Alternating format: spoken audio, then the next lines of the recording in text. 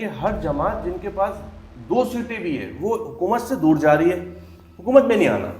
بہت سے لوگ یہ بھی بول رہے تھے کہ الیکشن کے بعد ملک بڑا اور غیر یقینی کی صورتحال کی طرف چلے جائے گا۔ بالکل ایسے تو ابھی ہمیں ایسا نہیں لگ رہا کہ اس طرف جا رہے ہیں۔ بالکل ایسے جاؤ خیرات میں اپنی ہم سے ووٹ لے لو، لیکن خیرات میں میرے خیال میں انہیں دفنا رہے ہیں وہ۔ پھر بھی ہم ان کے ساتھ نہیں بیٹھیں گے۔ وہی رتائی صاحب نے کیا جو 16 ماہ میں شہباز شریف کو دے کے انہیں نواز شریف کو سے دفنایا، ان کی سیاست کو۔ مولانا صاحب نے جو کل اسٹانس لیا ہے وہ بہت ہارڈ ہے، وہ ان ایکسپیکٹڈ ہے۔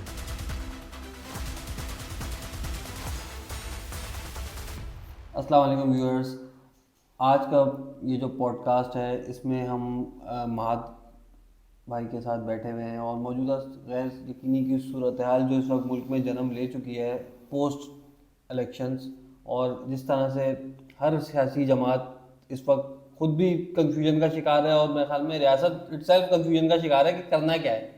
تو اس پہ آپ بتائیں مہاد بھائی کہ کیا لگتا ہے آپ کو، کیا ہونے جا رہا ہے، ابھی کیا چل رہا ہے؟ پہلے تو سیاد بھائی آپ کا شکریہ ہے کہ آپ ہمارے پاس آئے۔ جہاں بھائی کہانی ایسی ہے، بڑی دلچسپ کہانی دیکھ رہا ہوں میں اس دفعہ۔ پہلے الیکشن کے بعد جب حکومت سازی شروع ہوتی تھی، ہر جماعت کی خواہش ہوتی تھی کہ حکومت کا حصہ بن جائے اور لائنیں لگی ہوتی تھی کہ ملاقاتیں ہو جائیں۔ صحیح بات ہے۔ اب یہ چکر ہو چکا ہے کہ ہر جماعت جن کے پاس 2 سیٹیں بھی ہے وہ حکومت سے دور جا رہی ہے، حکومت میں نہیں آنا۔ تو یہ کیوں ہو رہا ہے، مطلب میں بتا کیا دوں ہے یہ؟ حجاز بھائی، یہ وہ حکومت سازی ہے جو یہ جس طرح سے یہ آئی ہے نا، جو ان کو لانے والے تھے کردار وہ بھی، اور جو اس کردار میں شامل ہو کے مزے لینا چاہتے تھے حکومت بن جائے، جنہوں نے بڑی بڑی ہیڈ لائنیں لگائی تھی کہ پی ایم ایک دن پہلے لگا دی انہوں نے ہیڈ لائن، وہ لوگ یہ توقع نہیں کر رہے تھے کہ سیناریو اس طرح بن جائے گا اور سپریشن جو تھا عوام میں وہ اس طرح سامنے آ جائے گا۔ اب اس پہ ابھی موجودہ ایسی صورتحال ایسی ہو چکی ہے کہ جو ہمارے معاشی جو ہمارے ماہرین تھے یا سیاسی ہمارے تجزیہ کار سب نے یہ کہا تھا کہ الیکشن کے بعد ہر بندہ الیکشن کے بعد صورتحال میں بہتری آئے گی، الیکشن کے بعد ملک بہتر ہوگا، حالات بہتر ہو گئے، معاشی۔ بہت سے لوگ اس پہ، میرا آپ سے آپ کی بات قطع کلامی معاف، بہت سے لوگ یہ بھی بول رہے تھے کہ الیکشن کے بعد ملک بڑا اور غیر یقینی کی صورتحال کی طرف چلے جائے گا۔ بالکل ایسے تو ابھی ہمیں ایسا نہیں لگ رہا کہ اس طرف جا رہا ہے۔ بالکل ایسی سیاد بھائی، جو ایک چھوٹی موٹی امید دیکھیں نا، آپ کو میں نے ایک بات اس دن بھی کی تھی، ہمارے یہاں نا جو امید کی کرن ہوتی ہے نا وہ بہت جلدی روشن ہو جاتی ہے، کیونکہ حالات اتنے برے ہیں۔ لوگوں کہتا ہے شاید اس غیر یقینی سے نکل کے ہم کوئی یقینی صورتحال پہ آ جائیں گے، لیکن آپ والی بات ہوا ایسا، اس کے بالکل برعکس حالات اتنے غیر یقینی ہو گئے۔ جیسے میں آپ کی آج کچھ چند خبریں ابھی کی بتاتا ہوں، اس پہ آپ سے آپ کو بھی تجزیہ لینا چاہوں گا میں۔ کل چودھری شجاعت کے گھر پہ اجلاس ہوتا ہے حکومت سازی کے لیے۔ اس کی صورتحال یہ ہے سجاد بھائی کہ کوئی پارٹی کے پاس حکومت سادہ اکثریت بھی نہیں ہے۔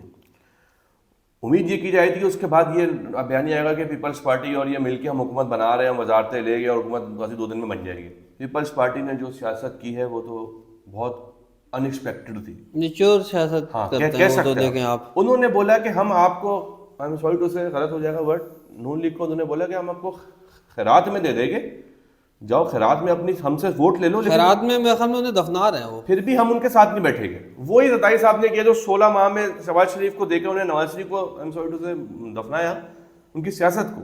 آج وہ پوری نون لیگ کو بچی کچی پھر انہوں نے دے تو دی۔ یہ تو ان کے، مجھے تو ایسا لگتا ہے کہ یہ شہباز شریف صاحب اور مریم نواز کا خود بڑا کلیدی کردار ہے، جو کہ ہمارے ایک صحافی نے بھی بولا کہ کچھ لوگ ایسے ہوتے ہیں کہ انہوں نے ایک مثال دی کہ وہ اپنے بوڑھے باپ کو ریڑھی پہ ڈال کے سڑک پہ لے کے آ رہے ہوتے ہیں اور اس کو دکھا کے بھیک مانگ رہے ہوتے ہیں۔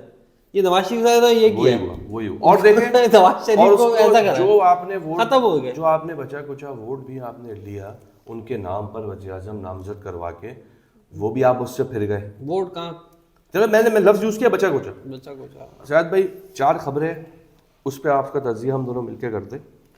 مولانا صاحب نے جو کل اسٹانس لیا ہے وہ بہت ہارڈ ہے، وہ ان ایکسپیکٹڈ ہے، اور مولانا صاحب کا کبھی بھی خود سے نہیں کرتے۔ دیکھیں یہ بات پاکستان کی ہسٹری کہتی ہے، وہ کسی نہ کسی کی ان کو چابی چلتی ہے، مولانا صاحب باہر آ جاتے ہیں پھر وہ اندر چلے جاتے ہیں۔ مولانا صاحب نے بول دیا ہم اس حکومت میں ہرگز نہیں بیٹھیں گے، बात 2 सीटों की नहीं है, मगर मौलाना साहब की जो स्ट्रीट पॉलिटिक्स है बड़ी खतरनाक है। उन्होंने तो हथियार उठाने की बात हथियार बात करी है करते भाई, हैं, कितनी गलत बात है बहुत खतरनाक है हथियार उठाने की रियासत के खिलाफ। आप सोचे कितनी ये गलत इमरान बात। खान बात करता था आज से 6 महीने पहले, तो यही मौलाना और फजल मौलाना साहब रहमान की लेकिन उनको बोलते थे कि वो गद्दार है और लेकिन ये शायद है भाई वो है। इमरान खान की जो फिर भी स्ट्रीट थी वो उसमें वो इतने इंतशार वो हथियार तो नहीं उठाते थे। अब ये एक अलमिया आ रहा है, प्लस अहम मुलाकात हुई है असद कैसर की अभी 2 घंटे पहले अटियाला में। आप लाहौर से आया भी, आपने पता होगा उस बारे में। आपको लगता है जो उन्होंने नामजद किया है उमर अयूब को, वो कैसी नामजदगी, और पीपल्स पार्टी से और दीगर जमातों से बात करने का उसने अंदिया भी दे दिया खान साहब ने, जो कि अनएक्सपेक्टेड है खान साहब के पर्सपेक्टिव से। क्या आपको ये तो नहीं लग रहा कि कोई बैकडोर डील होना शुरू हो गई है? देखें अभी थोड़ा सा कबल वक्त है, हम थोड़ा सा ऊंट अभी जो है ना थोड़ा सा हिल रहा है हवा में, बैठा नहीं है अभी वो, अभी ये नहीं पता किस करवट बैठेगा, इधर या उधर। और लेकिन मैं मुस्तकिल हुकूमत तो नहीं देख रहा मुक्तदा हट के भी कुछ प्लान तो बना रहे हैं वो, प्लान बी बना रहे हैं। प्लान बी सी डी, उनके तो बहुत सारे प्लान थे मगर सारे ही वो हो गए। नून लीग की या किसी की हुकूमत खान साहब के अलावा हुकूमत बनती है, वो हुकूमत तागारी की सबसे कमजोर हुकूमत होगी। 77 के इलेक्शन याद आ रहे हैं मुझे इस वक्त। 77 के इलेक्शन में ऐसे ही हुआ था ना कि मैंडेट आवाम का जो था उसमें डाका पड़ा था, मैंडेट तो उसके बाद मार्शल लॉ आ गया था। मैंडेट डाके हर दौर में पड़े, लेकिन इस दफा इतना बड़ा डाका देखें, इतना तो पड़ा ना, उससे जिनके लिए मारा उनको भी पूरा नहीं मिल सका। उनको तो देखें 17 से 20 सीटें जिस जमात को मिल रही हो, आप उसको 70 सीटें दिला दो तो यार मतलब ये तो क्या लग रहा है आपको, पीपल्स पार्टी से मामला तय हो जाएगा पीटीआई के?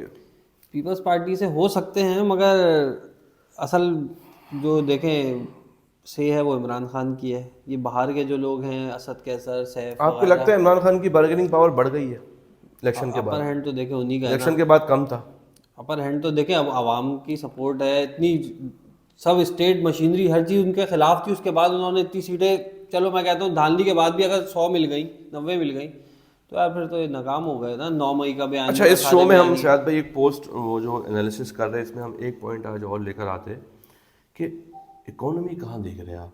देखिए मैं आपको एक चीज़ बताऊं, आज सुबह निगरान हुकूमत जाते जाते जिनको वो बेसिकली उनका आखिरी काबीना का इजलास है ये, उस पर उन्होंने 300% गैस की कीमतें बढ़ा दी, और आज ये कह रहे हैं कि कल 15 है मेरा ख्याल है, गालिबन 16, आज 15 है, आज रात पेट्रोल भी बढ़ा है।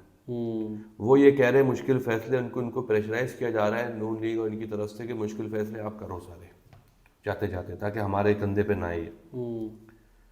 अनसर्टेनिटी बहुत है, उस बारे में आप क्या कह रहे हैं?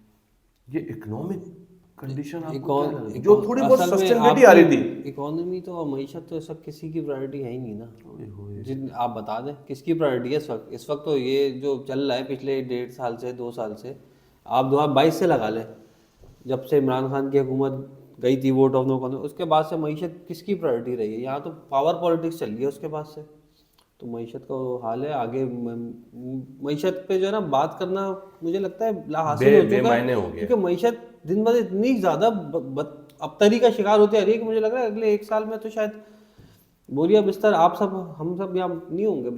मेरे ख्याल में या तो वाइप आउट हो चुके होंगे या मुल्क से फरार हो चुके होंगे। खैर मैं अभी भी कहूँगा कि आप उम्मीद रखें, उम्मीद है अल्लाह से है, बस इन लोगों से कोई उम्मीद नहीं है। ऑडियंस को भी ये जो SIFC YFC इनसे कोई उम्मीद नहीं कर सकते भाई हमें, क्योंकि गैर यकीनी बहुत। अल्लाह ताला कोई भाई रहमत नाज़िल कर दे। आखिरी चीज डिस्कस कर लेते एक एक करके, आगे का सिनेरियो हुकूमत साजी में आप अपना बताइए, फिर मैं अपना बता देता हूँ। पहले मैं बता देता हूँ फिर आप अपना बताइएगा।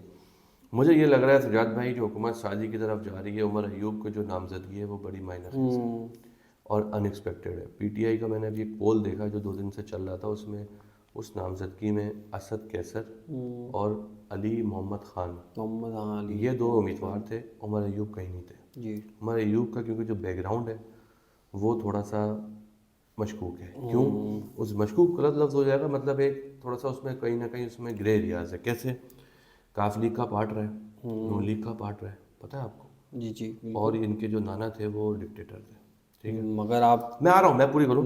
9 मई के बाद क्या हुआ ये भी आप इस पे बात करें। लेकिन उमर अयूब की नामजदगी मुझे उनकी कमर पे बेल्टें मारी गई नहीं, मैंने ये देखे, ये एक मुबैना बात है, तो हम इस पे डिस्कस नहीं करते। मुबैना नहीं है, उनकी तस्वीरें उन्होंने खुद लगाई थी अपनी ट्विटर। क्या बात है? बेल्ट टाइट करते हुए उनकी कमर पे छितरों के निशान थे 9 मई के बाद। तो अब छितर खाए उन्होंने, देखे मैं बता पार्टी के लिए। अच्छा, मुझे क्या लग रहा है उनकी नामजदगी इसलिए मुझे बड़ी अच्छी होते हुए नजर आ रही है کہ وہ مقتدر حلقے کو مجھے لگتا ہے کہ بنسبت ان کی ایکسیپٹیبلٹی، ان کی سی وی جو ہے وہ مضبوط ہے، سی وی اچھی ہے، سی وی اچھی ہے اور سی وی ایکسیپٹیبل بھی ہے جہاں ہونی چاہیے. وہ تو ہے.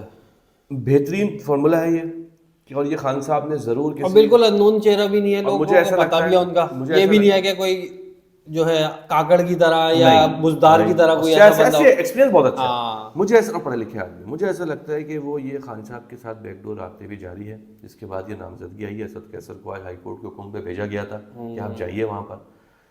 تو یہ عمر ایوب صاحب مجھے وزیر اعظم منتخب ہوتے ہوئے نظر آ رہے. پیپلز پارٹی اگر کابینہ میں نہیں بیٹھے گی تو وہ ان کو سپورٹ ضرور کر دے گی، ووٹ دے دے کیا. اور چیف منسٹری مجھے جو ہے وہ نون لیگ کی ابھی برقرار رکھنے نظر آ رہی ہے کہ ان کو بھی کچھ ٹھنڈا کرنا ہے. ہماری ریاست افورڈ نہیں کر سکتی کہ روڈوں پہ رہے. فضل الرحمان کے ساتھ کے پی میں ایک الائنس دیکھ رہا ہوں، جمع وہ سوری پی ٹی آئی کا. سندھ میں پیپلز پارٹی سیٹ ہے اور وہ آئینی عہدے بھی پی ٹی آئی ان کو دے دے گی، وہ مل کے حکومت بنا رہے ہیں. مجھے یہ لگ رہا ہے یہ سینیریو بنتے ہوئے عوام بھی خوش ہو جائے گی کچھ حد تک، اور غیر یقینی کے بادل بھی چھٹ جائے گی. آپ اپنا آخری ٹیک دے فیاد پہ اس کو وائنڈ اپ کرتے ہیں. آپ کو پتہ ہے ہماری فلائٹ بھی ہے ابھی. دیکھیں بس اللہ سے دعا کرتے ہیں کہ یہ سینیریو جو آپ بول رہے ہیں، مجھے تو خیر یہ سینیریو بھی ملک کے لیے کوئی اسٹیبل سینیریو نہیں لگ رہا ہے، کیونکہ دیکھیں بات یہ ہے کہ پی ٹی آئی اپنے 180 سیٹس مانگ رہی ہے کہ ہم 180 پہ جیتے تھے. آپ ان کو 93 پہ بول لو کہ آپ حکومت بنا لو، تو ان کے پاس پاپولر مینڈیٹ تو نہیں ہے نا، ان کے پاس آپ کو لگ کیا رہا ہے؟ میجورٹی نہیں ہے، تو یہ حکومت وہ کیسے چلا پائیں گے؟ وہی بلیک میلنگ ہوگی، وہی سارا چلے گا. تو یہ بہت مشکل ہے اس طرح سے حکومت چلانا.